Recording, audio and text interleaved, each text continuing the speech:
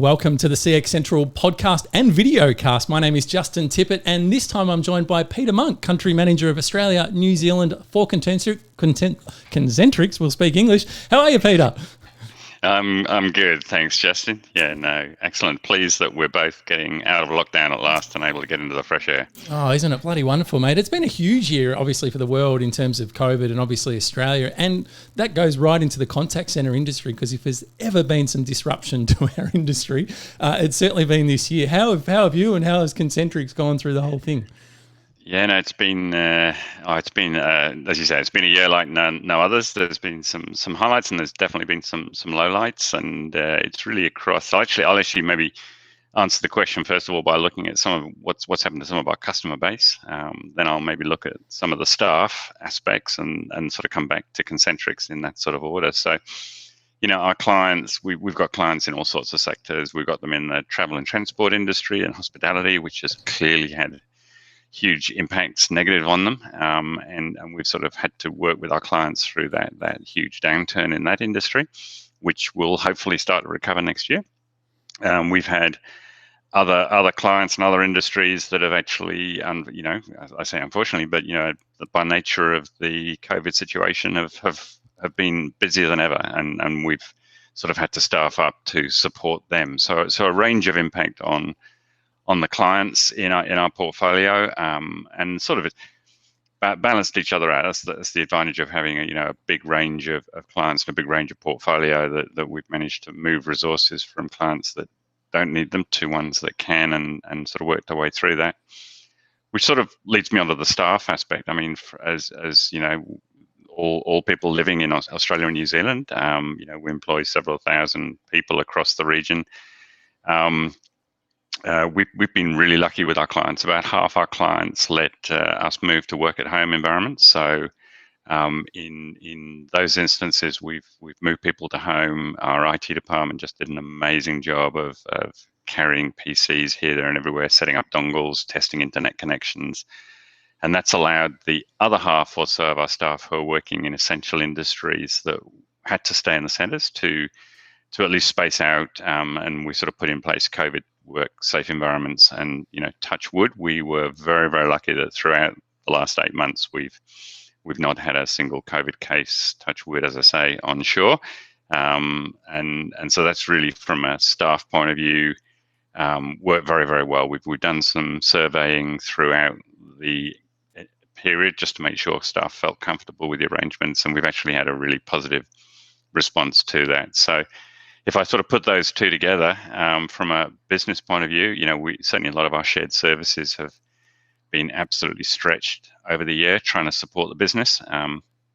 So they'll be looking for a more normal 2021, I think. And then in terms of business results, I think onshore we've never been busier, and part of that is, again, arguably globally for the wrong reason. A lot of our offshore centres, particularly in India at the moment, quite severely impacted, even though, again, we put in place mitigating circumstances of microsites near residential areas, or taking up hotels and converting some of the centres to accommodation. But still, obviously, in other parts of the world, the virus still wreaking havoc with the everyday work life. But it's certainly a year I think none of us will ever forget, and it has had, I think, a lasting impact, which is maybe where we'll go in the interview in terms of where does this take us going forward. Yeah, look, you're right. It has had a huge impact. You mentioned your workforce, and you've got thousands of employees that are all under Australia and New Zealand.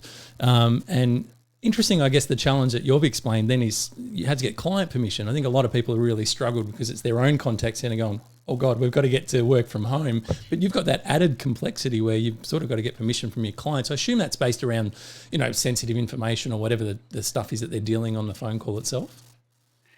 It is primarily. So from a client point of view, the main thing is around, yes, data security and information security.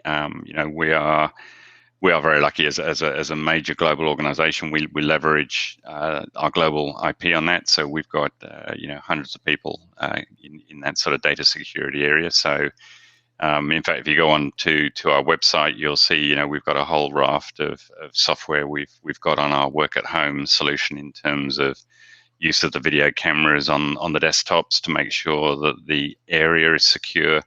and then all sorts of double, treble authentication to make sure the actual network is secure as well. So that was the major concern, I think, from a client point of view. I think from a staff point of view, although it sounded ideal, people retained their jobs, they could work at home, which meant for a lot of people, they didn't have to commute, etc. It does raise new issues around things like occupational health and safety, and again a fit for purpose environment at home, which we're still working our way through. To be frank, and I think a lot of the industry did this. Day one, it was just more important to keep going than to make sure that it was 100% professional. We're now obviously doing the cleanup to make sure it's enterprise grade across all aspects of IT, personnel, and the processes to support it. Yeah, you mentioned you did a sort of an engagement survey with your staff to check in on how they're going with work from home, and you said that it was fairly positive results. Is it just the save of the commute? Is it what are some of the benefits that they're attributing from work from home? I think we've all got our assumptions, but what did you see from the staff? I think for a lot of them, it was just that they saw job security. So I think for a lot of people, who've been in roles where it was reliant on going into a cafe in town or working in a retail store, those jobs disappeared with the lockdown. I think job security was a major benefit. I think there's no doubt about it. For some of our people, yes, not having to commute is a huge benefit. And I think because you're not having to commute, with the kind of rostering sophistication and complexity we've got in our environment, it now actually allows you to do a much more flexible rostering, because I don't have to be commuting in and out of the centre at set times. I can actually roster myself around things like school pickups now that schools are back, things like other carer duties, etc. So I think from an individual staff point of view, it doesn't suit everybody. We're now very much operating a blended workforce where if people want to come back in, they're absolutely welcome back in. If people want to remain working at home, as long as they're in a client environment where it's appropriate, then they can remain working at home. And I think this is one of the things we're going to see as a lasting effect, both in our industry, but I also think across business generally, talking to clients, that I think this hybrid model of much more work at home versus in bricks and mortar is here to stay. And I think that definitely has, huge benefits for our industry, the outsourcing industry, where talent catchment, being able to recruit really good people is an ongoing battle. The competition for really good people is tight. And I think the fact that now you don't have to recruit within a commuting range of a certain facility, and you could actually recruit care of things like the NBN anywhere around the country, really opens up some fantastic pools of talent that will now be able to get these kind of jobs that historically wouldn't have been available to them.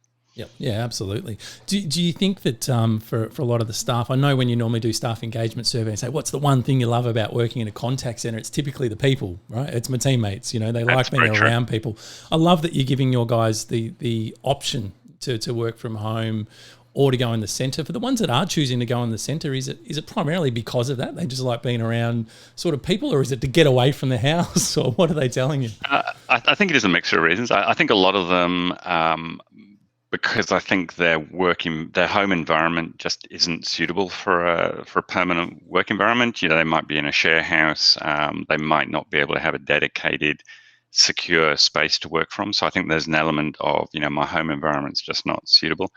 But there is definitely an element of camaraderie and teamship, which, again, through technology like we're using today, we've managed to replicate to a certain extent. A lot of team meetings, Zoom meetings, Google Hangouts, but there's nothing quite like the face-to-face interaction in the breaks or at the end of shift when you go and have a snack or get a drink with your teammates. And I think a lot of it is that. I think another aspect which you can reproduce remotely, no doubt about it, but I think in a physical environment is the learning. And it's not so much the formal learning, it's more the informal coaching, the observation you have of what teammates are doing, and that sort of ability to really learn from the environment is more difficult in a remote environment. Yeah, no doubt. What about things like you mentioned you've widened the talent pool now right across the country, which does open up, as you said, a completely different aspect to recruitment for BPOs and all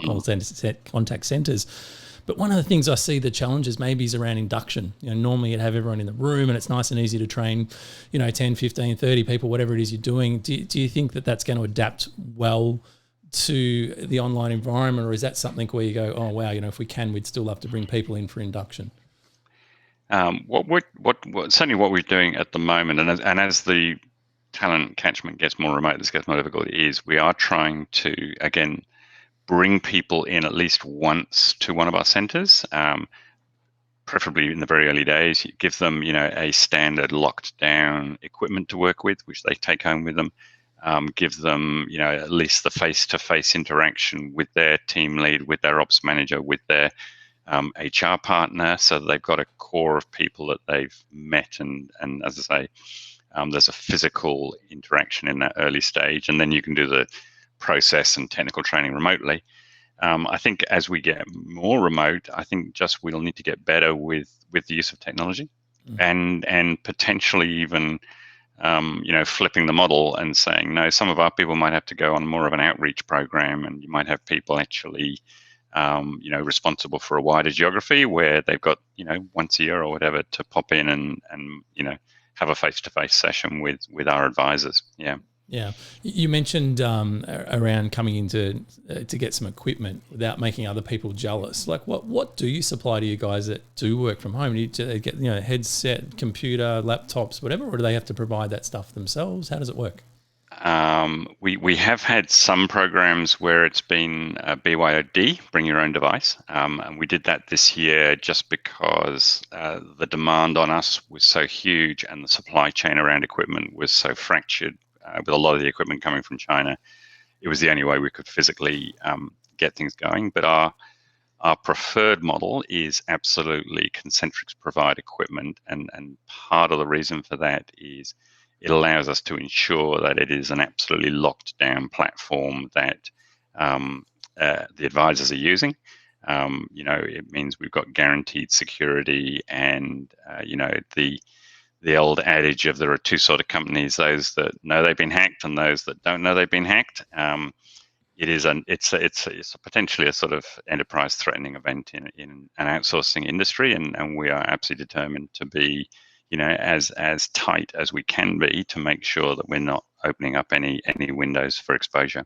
Yeah. But yeah, so no, we basically provide everything. Yeah, from an equipment point of view. Yeah, nice. I know one of the things when people years gone by when we were always resistant to working from home, a lot of it was around, what about the professionalism? If someone hears a baby crying or a dog barking in the background, they'd be mortified. We can't have that happen to our customers. But I think I'd love to get your views. My view is I think just culturally we've moved past that. I actually don't think anyone cares anymore if there's a baby crying or a dog barking. In fact, in some respects, it makes it a bit more human, right? So is that sort of something you guys are experiencing or your clients are comfortable with now? I think you're right. I think getting more comfortable, because I think we've all lived it. I think because we've all lived the lockdown, we all understand it and we can sympathize with it. I mean, we did have, it was on the GB radio down in Melbourne. I think there was a caller who called in and didn't obviously mention us because we always work as a client, but mentioned the client's name and said they were on the phone and they could hear the chickens in the background.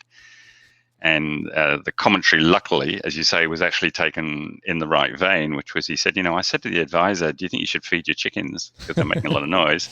And apparently our advisor said, well, I would do, sir, but unfortunately they're the neighbour's chickens. So as I say, it was taken in the right vein. And I think probably that's the point you're making, which is I think people are much more understanding of it. I think, the fact that it does open up job opportunities for people who couldn't get a job in an urban centre is seen as a great bonus from a society point of view. And I think, to me, I do come back to you'd need to have I think people need enough trust in the brand that says the brand is going to look after your information and data, and the brand is going to look after the staff, be it on their own payroll or on outsourced payroll. So I think there is definitely the potential for unprofessionalism in the industry to creep in, but I think that would soon be effectively found out by consumers and get stamped on. So I think as long as your brand is reputable and you value your brand, you're going to make sure you're doing things properly. Yeah, I agree. We're going to cover off a lot more things in this podcasting, including how outsourcing's changed around more than phone calls, what next year looks like, etc. But I wanted to just digress for a second and talk a little bit more about you, because I think, as my phone goes in the background, there's unprofessionalism for you. Can't. Amateurs, all right? But one of the things that for you, I mean, you had if I understand this right, you got a bachelor in chemistry, and you're... Oh. Yeah, so I've done a little bit of research, Peter. So, wow. So how does someone who's got a BA in chemistry wind up now running, thousands of employees across Australia and New Zealand when you grew up in another country? I'd love to hear all about it. Yeah, no, I'll give you the 2-second. What the hell is Peter Monk all about? So yeah, I grew up in the UK. And you're right, my degree was in chemistry, and then I did a master's in crystallography because I thought I didn't want to get a job yet, so I'd stay at uni for a little bit longer. And then my first job was actually with Shell, the oil company, which sort of had a vague connection to chemistry, I suppose. But it was really in business, and as a graduate trainee, you rotated around departments. So I got into the computing department, and I thought, oh, this is quite a good career. I think this will be around for all the years that I'm going to be working. In the days when, the computer was bigger than your kitchen fridge and has less computing power than your phone today. Yep. But changed around a couple of companies. I ended up working with the Mars Corporation, the sweets and pet food people in the Middle East, which is where I met this gorgeous Queenslander who is now my wife, which explains why I ended up in Australia. I remember arriving, and she had a unit out at the Gold Coast. So we're sitting on the Gold Coast veranda looking at the waves. And I just remember thinking, 200 years ago, we sent the prisoners out here, and we stayed in dirty, smelly, polluted London. Boy, did we get that decision around the wrong way. So very much Australian now, 3 grown-up boys who all definitely Aussie first. And then I got into consulting, joined Coopers & Lybrand, PricewaterhouseCoopers, and that got sold to IBM, so joined IBM, and that got sold to Concentric. And effectively, it was during the time at IBM that they sort of looked at the process knowledge that I had. At that stage, I was managing the CRM practice, and they sort of said, look, hey, rather than just telling people how to run their processes, why don't we run them for them? And that's how we got into the BPO business. So it's actually been really good. I've had to keep changing company, keep changing focus without having to apply. So I'm a very lazy job hopper in that sense. Yeah, that seems to have worked out pretty well for you, mate. So, and is it 7 years you've been at Concentric now, or is that obviously with IBM? Yeah, that's right. So as I say, Concentric bought the CRM outsourcing business from IBM 7 years ago. It's really meant that we've managed to get very, very focused on customer experience. I think with IBM, it had that lost bigness of it had so much it could offer that you sort of felt you could do something for anyone.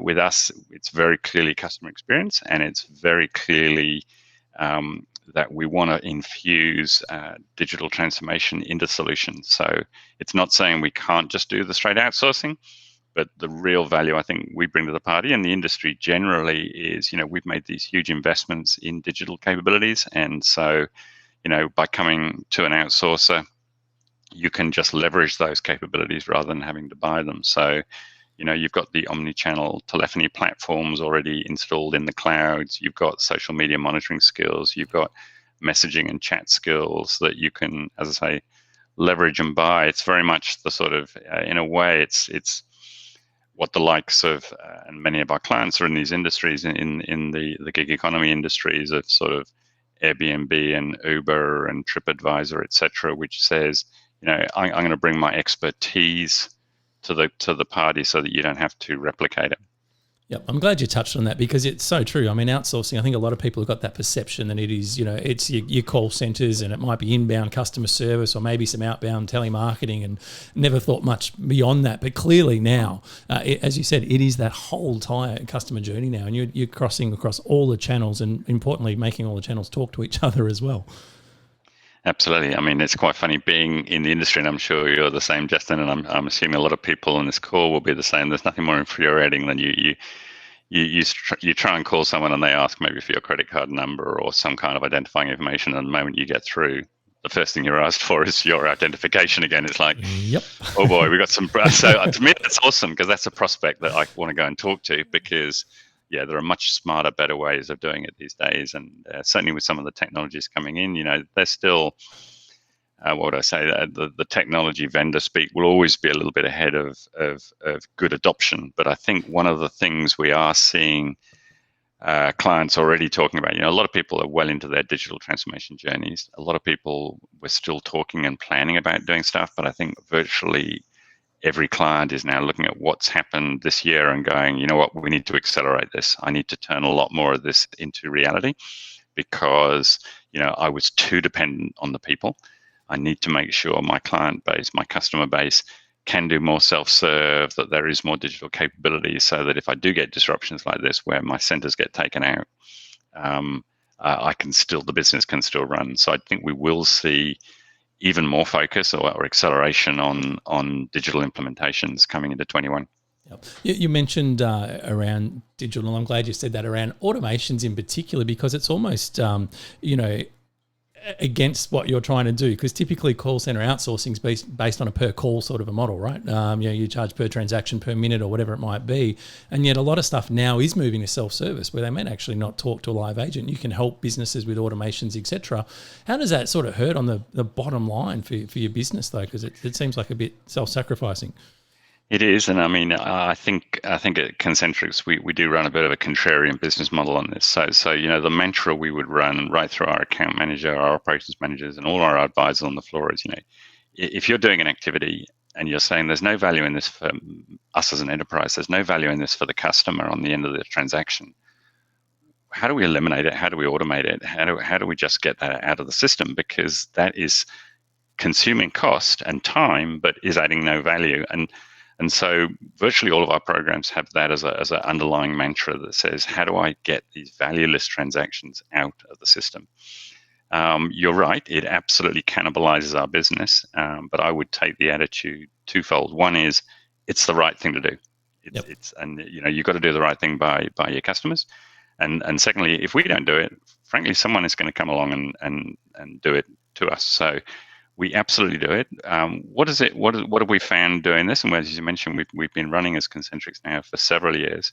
We're finding one of two things. We're finding, first of all, where we're doing it with clients, they are rewarding us with, hey, you're generating fantastic value for us. Can you do this? Can you do this? Can you do this? So, the scope we're working with clients is increasing through that whole CX value chain. So that sort of, in a way, replaces lost revenue. The other thing that we're seeing, which is to me a sign that, again, we're doing the right thing by clients, is referrals. So, we often will get people phone up and say, hey, I was talking to so-and-so, they said we should talk. So, in a market like ours in Australia, and even more so in New Zealand, the market is fairly defined, and I think reputation goes a long way in whatever industry you're in. And I think no more, the outsourcing industry than other industries. So it's really about, just making sure you're doing the right thing, and if you do, it'll come back and pay back. Yeah, you're right. I mean, I think that's around that whole customer retention strategies, and if you don't do it, someone else is going to. So you're better off helping them with everything, and you'll sign them up for years instead of just churning them over. And so much work goes into onboarding a client. The last thing you want to do is lose them, right? Absolutely. I mean, it's a lose-lose. Everybody lose. The clients lose. The outsourcing companies servicing the clients lose. It really is. It's a very old-fashioned business model. Yeah. Yep. I know you sort of get around the traps around the world and speak to different people and visit different things. One of the things I've always tended to see in Australia, opposed to say somewhere like the US, is we're always running a little bit behind on some things, is around the use of outsourcers. In the US, it's very common that, as you said, it's an area of specialty for a business, and they go, you know what? I don't know what I'm doing. I'm just going to get the professionals in to come in, and whether that's running, my customer inquiries via the call center, my email chat, my live chat, my social media, whatever it might be. Let's just get someone to do it. And yet over here in Australia, it seems to be, we'll try and do it from a lot of companies, and then it gets a little bit too hard, and then it grows, and then we might try and find someone. Do you think that's starting to change though now? Do you think people are sort of going, and this crisis has maybe accelerated that, where you go, hey, shit, we don't know what we're doing. We just haven't got time to muck around either. We just need someone to hit the go button and get it all sorted for us. It's interesting. I think it has made people, and again, it's probably a 2021 statement. I think people are going to definitely reassess their CX network, if I just call it the CX network, and make sure that it is more agile, it is more fit for purpose, and it is more cost effective. So that might have a range of outcomes. If I look at traditionally, and if you think of sort of a bell curve of companies, the guys that have really adopted to outsourcing are either the guys that are at the tail end of that are in strife, and it's like, I've got to do something. Yep. I'm going to cut costs, I'm going to outsource, or are at the leading edge of it, which is, I don't do this stuff well. I don't want to have all of this sitting on my books. I'm going to focus on what I'm good at, and I'm going to outsource everything else, not just BPO and outsourcing, but I'm going to outsource manufacturing. I'm going to outsource logistics. I'm going to you're back to the digital disruptors. That's their business model. And if I look at where is our client base growing, it is at that digital disruptor end. You almost think of any electronic advice, any of those gig economy companies that you use, they're probably being serviced by Concentric, and it's probably in a digital channel. There's actually very little voice work goes in with them. So I think though the laggards and the leaders are the sort of traditional base, but I do think there's a middle ground now where there's never really been the urgency to move, and in fact there's been quite problematic to move, because you've got the legacy built up in house, and obviously to move that legacy is both difficult and risky and time consuming. So it's sort of, you look at it and you think, no, it's not really broken, so I'll just stay where it is. I think people might just use this disruption in the industry as a bit of a checkpoint that says, actually, let's have a look at everything. Am I really, again, if rather than doing it 100% in-house, should I do a blended model, do some in, some out? That adds a bit of flexibility. It adds, geographic flexibility. It spreads the investment need, etc. So I think we will see people reassessing their networks now. Whether that means more outsourcing, I think it'll be a client-by-client type decision. I think in terms of offshoring, again, I think it comes back to brand. I think a lot of the smaller organizations will struggle maybe to come across credibly as, I can protect your brand. And I think we've seen that during this year. But I think it will definitely shake up the market a little bit. And the market globally has been going through a consolidation period for several years now, either companies closing or companies getting bought.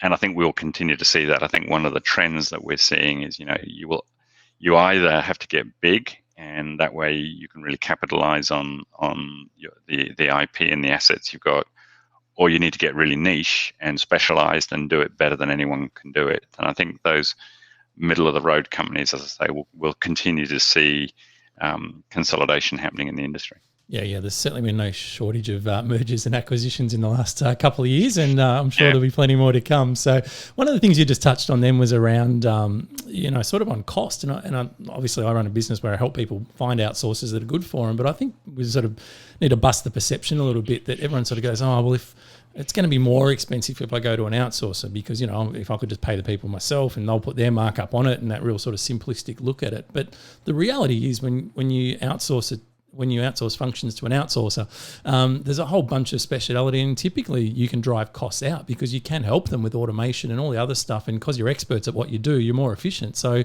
is that something, again, that you feel like you've still got to remind people of, and we've got to get that message out, or is that changing now and people go, oh, no, it is what it is? It does depend on clients. So, certainly there's less focus, I think, on cost than there were a few years back. A few years back, a lot of outsourcing was a cost reduction exercise, and that's where we saw the big offshoring programs. Yep. which did generate significant cost savings, no doubt about it. I think now the pendulum swung a little bit more about, actually, can you get me a better customer experience by sitting in your environment and I'm looking at all of the tools you've got. So things like, say, whispering tools, so that, as the advisor's talking, the system's actually saying into the headset advice to the advisor in terms of, look at this, I think that's what they're looking for, or you should be asking these kind of questions because I think that'll get their answer. So you're actually getting a better customer experience, and a lot of clients are, I think, looking for a better customer experience. And okay, cost always does come in. So although often people will say, no, it's just the customer experience I'm interested in, the cost has to add up. It has to at least, be on par, if not offer a significant reduction. And you're right, that's where, and it was some of the conversation we were having earlier, because you're right. I mean, we pay the same as customers would pay. We have building costs, we have IT costs. Arguably, our IT costs are actually higher, but the kind of efficiencies we can run and the kind of non-value costs we can drive out, in our experience, more than makes up for that. And you can generate a very healthy business case for onshore outsourcing. It doesn't have to go offshore if it's more important for your brand to be delivered locally, for local knowledge, local brand value, and for local vocal accents, then you can still generate a very healthy business case. Yeah. All right. Well, let's talk about 2021, because 2020 is coming to a close. If you're listening to this podcast now, it was recorded in November 2020, just to date stamp it. So where do you see it heading? Obviously, we've got work from home now. Do you think that that's something that's just going to stay and you're going to continue that sort of optional model for your employees? And therefore, are you going to look at reducing footprint to some of your bigger facilities? There's a whole bunch of stuff we could cover off. Yes, I think... I think it will become much more blended and hybrid. So, people previously were fairly black and white of, no, I want to be in a brick and mortar, or, if I'm running campaign type work, no, I'm happy for the whole thing to be work at home. I think a blended model will become probably a fairly accepted norm. I think some clients that prior to this year felt they would always need to be in secure premises, as they're looking at the kind of security you can put into remote systems, I think they're getting to a level of comfort that says, okay, no, I get this. I think we can have some of our processes work at home. So I do think we're going to end up in a hybrid model. I think the other thing we're seeing, and it's interesting, this is where I disagree slightly maybe with my technology vendor colleagues, is we are absolutely seeing adoption of digital technology. So there's no doubt about it, messaging, social media, interactions, even the more old stage, chat and email is still there, and those volumes are growing significantly. Voice volumes, though, are, in our experience, not declining. So it's actually people are looking for more interaction. And if, again, I'd come back to a hypothesis that says, as long as that interaction is improving the customer experience, and so long as it's adding value to either the customer or the enterprise, the fact the volume's going up should not worry people, because you're getting a stickier, more advocate customer on the end, and that'll have a payback for you. Yep. And in terms of facilities, do you see a shift starting to happen in that? I certainly think the CBD facilities are going to become less and less popular. I think as people don't need to commute into the CBD, I think they will choose maybe more the urban fringe. Yep. We've deliberately got some of our centres, in those urban fringes. We do have one in the CBD. So I think, CBD real estate is gonna. I wouldn't want to be in the business of having to lease it. I don't think. Very nervous, wouldn't you? That's not. That's not an outsourcer statement. I think that's a general commerce statement. But I think, and we've mentioned some of it. I think, the camaraderie. A lot of outsourcing is around the teaming aspects, and so I think there will be some programs where, and some cohorts of advisors that just being in a facility will work better for them, but maybe, yes, a facility in rural or countryside rather than CBD. So in a way, you're getting a bit of the benefits of both worlds. Yeah. Yeah. Now you certainly have Concentrix, I should say, has a footprint right across not just Australia and New Zealand, as you've mentioned. And we've already touched on that sentiment, maybe around the trend in offshoring and stuff, maybe coming back to Australia. Do you see that continuing throughout 2021? I don't see a huge move. I mean, there are definitely, and there have been maybe half a dozen, Australian enterprises go public about repatriating some roles, and I think some people are now looking at it and going, yes, maybe I went a step too far. I lost agility. So when, my offshore centers got shut down, I lost the ability to maybe run some fairly essential activities. So I think we will have people assess the extent to which they've offshored, but I do see that as an ongoing sustainable business model. I mean, again, we service multiple clients where we service them onshore and we service them offshore. And from a client experience point of view, you would actually not necessarily know where you're being serviced from. Yep. And in terms of challenges that you foresee coming up, obviously you've touched on tech, you've touched on home. How are your management team going? Because I can imagine, having worked in outsourcing, there's never a spare moment, and there's always been so much happening. How do you sort of keep those guys up and about at the moment? I mean, at the moment, if I'm brutally honest, it's, when you're busy, you don't have time to worry. I think that's probably where most of us are. We're really, really busy, just don't have time to worry. Can I give you one tip though, Peter? Don't buy the guys' watches as a reward and recognition. I think that's very, very true. I think we're in a lucky position where we are growing. We're growing quite significantly year on year, and that gives everybody opportunities, and it means we can invest in the teams. So people are managing to bolster their teams and get the support around them that they need. I'm about to lose my battery headset, so I can plug it into the cable if we pause for 5 minutes. Well, no, we're about to wrap things up anyway. So we'll finish it off and we'll get this right before we lose you. So, mate, I know you're an incredibly busy man. So thank you for giving up some time to spend to us and talk to the listeners today. Obviously, I'll put the website there if people want to learn more about Concentric. It's just concentrix.com. No AU, just the .com. And Peter, I look forward to, I'm sure we'll catch up again next year, and look forward to hearing how everything is going to pan out for you. No, I look forward to it. Just enjoy the chat. Always enjoy talking to you. Your knowledge of the industry is fantastic, and I think I learn as much as hopefully someone can learn from what I've said. So really appreciate the opportunity to talk. Thank you, mate. That's very kind of you. All right, that's it for us. Goodbye for now.